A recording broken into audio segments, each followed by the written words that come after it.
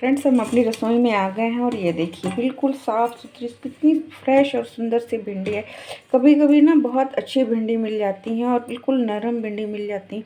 ये देखिए बिल्कुल छोटी छोटी छोटी पैर पे, और ये बहुत सुंदर भिंडी है। तो आज इसको हम इधर उधर ना करके बिल्कुल सिंपल सी सब्जी बनाएंगे, क्योंकि जब भिंडियाँ थोड़ी वैसी रहती हैं, बासी सी रहती हैं, तब उनको जुगत लगानी पड़ती है कि ऐसे बना लो ऐसे बना लो। फ्रेश भिंडी तो इतनी सुंदर बनती हैं। ये हो सकता है इनमें थोड़ी सी लार आएगी, पर लार भी निकल जाएगी, बहुत ज़्यादा नहीं आती है। तो आज हम बनाएंगे ऐसी सब्जी कि जिसमें लिरबिरी सब्जी ना बने और बहुत अच्छी बने। तो इसको सबसे पहले हम इसे ये धोकर मैंने इसे रात में ही रख दिया था, तो ये सूख कर देखिए कितनी सुंदर हो गई। और इसे बनाने के लिए हमें सबसे पहले क्या लगेगा, सबसे पहले तो इसमें हमें प्याज लगेगा, मिर्ची लगेगी और लहसुन लगेगा। ये 3 चीज़ें इसके लिए ज़रूरी हैं। इसके अलावा इसमें हमें भुनी हुई मूंगफली मैं थोड़ा सा इस्तेमाल करूँगी, तो इसे मैं अभी पीस लेती हूँ। तो चलिए हम अपनी भिंडियों को काट लेते हैं और हम छोटी छोटी सी इसे गोल गोल काटेंगे। देखिए कितनी नरम और कितनी, मतलब कभी कभी कोई कोई सब्ज़ी इतनी अच्छी आ जाती हैं कि उनको देखकर ना बनाने का मन करता है, और उन्हें मतलब वो इतनी अच्छी लगती है, लगता है कि ये भगवान इनका हम क्या करें। मतलब ऐसा लगता है कि ऐसा क्या बना दो कि मतलब ये ऐसी की ऐसी ही सुंदर दिखती रहें।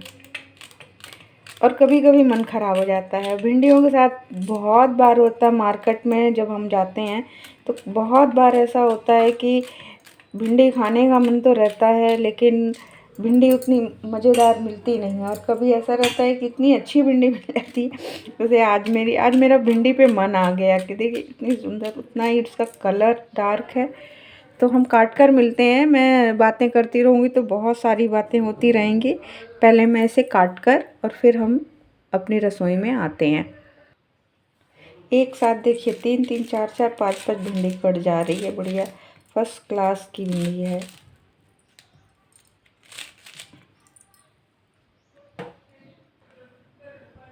देखिए भिंडी हमारी कट गई है और कितनी नरम कितनी मुलायम दिख रही है। देखिए छोटी छोटी छोटी छोटी। तो आज हम इसे ना बहुत ज़्यादा मतलब इसे हमें जुगाड़ लगाने की ज़रूरत नहीं है। सिंपल और बिल्कुल बढ़िया कुरकुरी भिंडी बनाने वाले हैं। तो चलिए सबसे पहले हम डाल देते हैं इसमें हींग। हींग मैं हमेशा बताती हूँ कि खड़ी इस्तेमाल करने की कोशिश कीजिए। ये पिसी हुई हींग में कुछ अर्थ होता नहीं है। ये पता नहीं किस चीज़ का पाउडर बना कर दे देते हैं और इसमें कोई खुशबू नहीं रहती। उसके बाद हमें इसमें डालना है मेथी। ये देखिए छोटे 1 चम्मच के करीब होगी। और भिंडी में मतलब मेथी का ही आप तड़का लगाइए, मेथी डालकर बनाइए। देखिए इसका एक अलग ही फ्लेवर भिंडी के साथ आता है। जीरे की ज़रूरत है नहीं, लेकिन फिर भी एक खुशबू के लिए थोड़े से 4 दाने जीरे डाल दे रही हूँ, क्योंकि एक दिमाग में भरा होता है कि सब्ज़ी बना रहे हैं तो क्या जीरा उसमें डालना ही है, बस ये समझ लीजिए, वरना मेथी का ही तड़का इसमें पड़ता है। और अब हम डालते हैं इसमें मिर्ची। हरी मिर्ची मैंने 3-4 काट रखी है।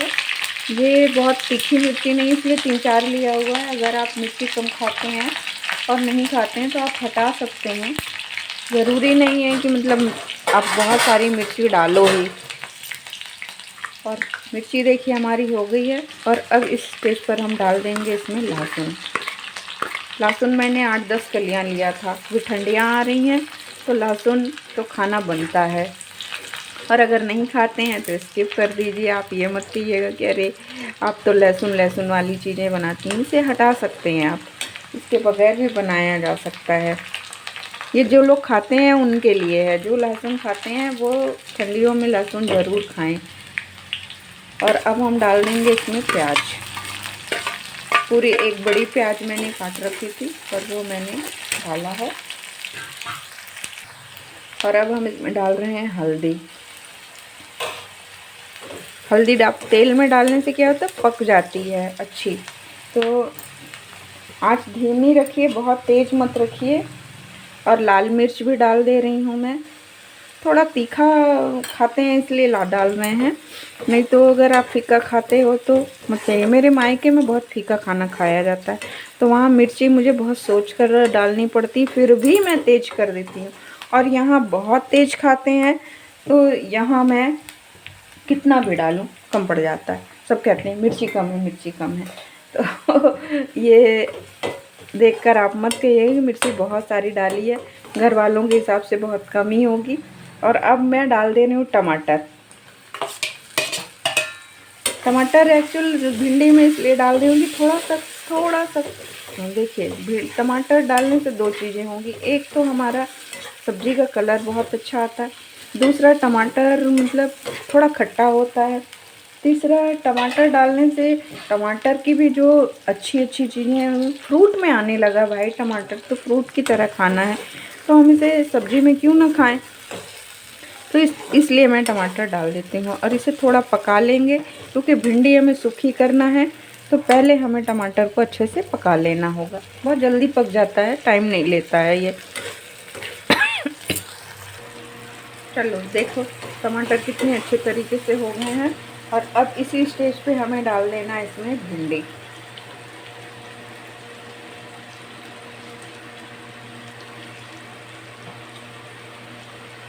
ये लो देखो मेरी फर्स्ट क्लास हरी हरी भिंडी। इस हरी हरी भिंडी में हम ऊपर से डाल देंगे कुटी हुई धनिया। ज़्यादा हमें कुछ नहीं डालना है, बस कुटी हुई धनिया 2 चम्मच डालना है। ये बहुत छोटा चम्मच है, इसलिए मैंने इसमें थोड़ा सा ज़्यादा किया, नहीं तो ये बड़े 2 चम्मच धनिया कुटी हुई सफिशिएंट है। और अब इसे हमें चला देना है। ढकना तुरंत नहीं है, ढकने से भिंडी को अगर आप तुरंत ढक दोगे तो उसमें से लार बनने लगेगी। तो थोड़ा सा हमें इसे चला देना है।